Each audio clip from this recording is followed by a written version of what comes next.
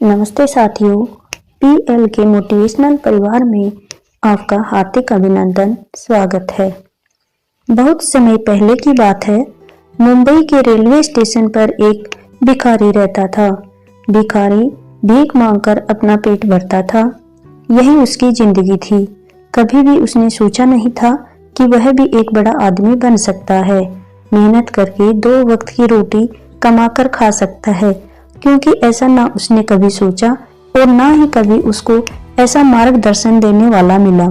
एक दिन वह हमेशा की तरह ट्रेन में चढ़ा और उसमें बैठे यात्रियों से भीख मांगने लगा। वह रोज की तरह एक डिब्बे से दूसरे डिब्बे में घूम रहा था। तभी एक डिब्बे के कोने की सीट पर उसे एक सूट बूट पहना अमीर इंसान दिखाई दिया। भिखारी ने सोचा, इस अमीर आदमी से तो मुझे बहुत भीख मिलेगी। वह उसके पास गया और उससे पैसे मांगने लगा। सूट बूट पहने आदमी ने उसे पैसे देने से मना कर दिया, लेकिन भिखारी वहीं खड़ा रहा और उसके पीछे पड़ गया। भिखारी की इस हरकत पर उस व्यक्ति को क्रोध आ गया। गुस्से में वह बोला, बड़े अजीब आदमी हो, मैं तुम्हें पैसे देने से मना कर रहा हूँ और तुम मेरे पीछे पड़े हो। मान लिया कि मैंने आपको पैसे दे भी दिए, तो ये बताओ तुम मुझे बदले में क्या दोगी? यह सुनकर भिखारी बोला, साहब, मैं आपको क्या दे सकता हूँ? मैं तो भिखारी हूँ, लोगों से भीख मांगकर अपना पेट भरता हूँ। किसी को कुछ देने के लिए मेरे पास क्या है? भला मैं किसी को क्या दे सकता हूँ? मेरे पास तो देने के लिए कुछ भी नहीं है। अमीर आदमी ने कहा, देखो, मैं एक व्यापारी हूँ, मेरा उसूल है किसी को कुछ दे नहीं सकते तो उससे मांगा भी मत करो। ऐसा कहकर व्यापारी चला गया। उस दिन भिखारी जब ट्रेन से उतरा तो व्यापारी की कही बात उसके मन मस्तिष्क में गूंजने लगी। जब किसी को कुछ दे नहीं सकते, मांगा भी मत करो। जब किसी को दे नहीं सकते, मांगा भी मत करो। यह बात रह रहकर भिखारी को सोचने पर मजबूर करने लगी।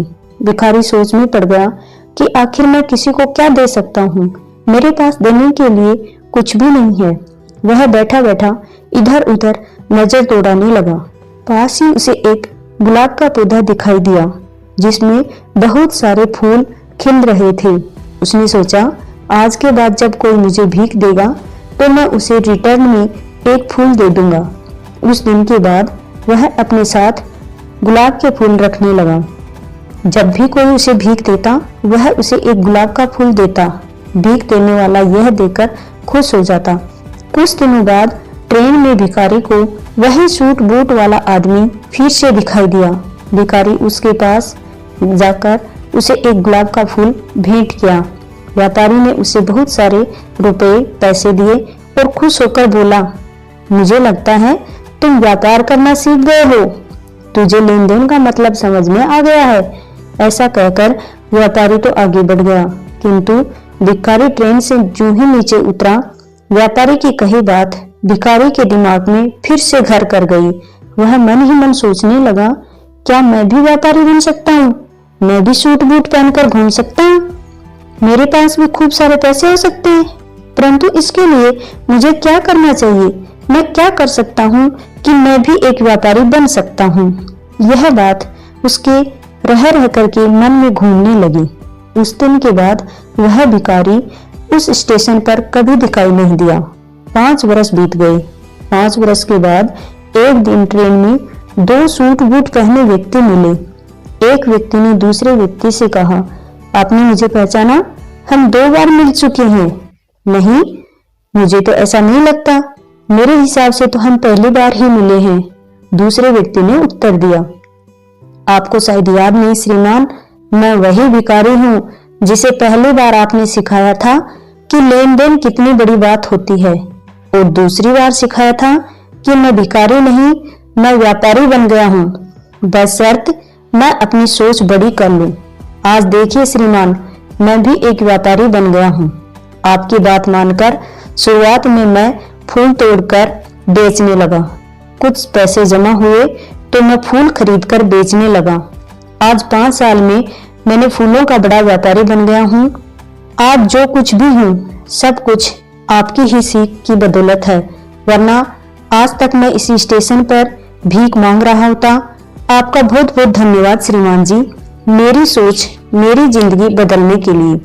साथियों, हमारी जिंदगी में भी ऐसे बहुत से व्यापारी आते हैं, किंतु हम उनकी ओर ध्यान नहीं देते। जब तक हम अपनी सोच नहीं बदल लेंगे, जिंदगी इसी एक घिसी पिटी ढर्रे में चलती रहेगी। यदि हमें सफल होना है तो भिखारी की तरह हमारी सोच को बड़ा बनाना होगा। अपने लक्ष्य के लिए जोशीले और जुनूनी बनिए। विश्वास रखिए, परिश्रम का फल सफलता ही है। जब तक हम किसी काम को शुरू नहीं करते, तब तक वह काम नामुमकिन ही लगता है। आज रास्ता बना लिया है तो कल मंजिल भी मिल जाएगी। हौसलों से भरी यह कोशिश एक दिन जरूर रंग लाएगी। काबिल बनना है तो गिरना तो पड़ेगा ही मेरे प्यारे साथियों, क्योंकि मिठाई खाने का असली मजा मिर्ची खाने के बाद ही पता चलता है। हमेशा हौसला ऐसा बनाओ ऊंची उड़ान का, फिजूल में मत देखो कद आसमान का। आज मुश्किल है पर कल बेहतर होगा, बस तुम उम्मीद मत छोड़ना। जिंदगी में कैसे भी मोड़ आए, कभी हिम्मत मत हारना, क्योंकि तुम्हारी हिम्मत ही तुम्हें हर कठिनाई से बाहर निकालेगी। खुद के सपनों के पीछे इतना भागो कि एक दिन तुम्हें पाना लोगों के लिए सपना बन जाए। साथियों, कहानी कैसी लगी? यदि अच्छी लगी तो PL के चैनल को लाइक, शेयर, सब्सक्राइब कीजिए। PL के परिवार का मनोबल बढ़ाने के लिए सब्सक्राइब करके परिवार का हिस्सा बनिए। दोस्तों, क्या लेकर आए थे, क्या लेकर जाएंगे?